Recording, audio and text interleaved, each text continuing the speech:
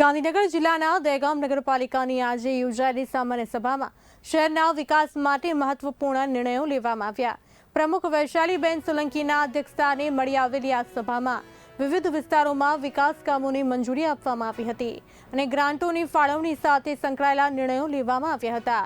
શહેરી વિકાસ અને શહેરી ગૃહ નિર્માણ વિભાગના ઠરાવ મુજબ નગરપાલિકા માટે પસંદગી સમિતિની રચના કરવામાં આવી। આ સભામાં પ્રમુખ સાથે કારોબારી ચેરમેન રિપલભાઈ શાહ, ઉત્સાહી નગરપાલિકા સભ્યો અને પૂર્વ પ્રમુખ પિન્ટુભાઈ અમીન પણ ઉપસ્થિત રહ્યા હતા। તે ઉપરાંત વિરોધ પક્ષના કોર્પોરેટરો પણ હાજર રહ્યા હતા, જેમાં વિરોધ વ્યક્ત કરવામાં આવ્યો હતો, છતાં આખી સભા શાંતિપૂર્વક સમાપ્ત થઈ। આજરોજ દહેગામ નગરપાલિકામાં સામાન્ય સભા મળવા પામી, જેમાં શહેરના વિવિધ વિસ્તારોમાં વિકાસના કામોની ગ્રાન્ટોની ફાળવણી કરવામાં આવી, જે સર્વાનુમતે બહુમતીથી શાંતિમય માહોલમાં ઠરાવ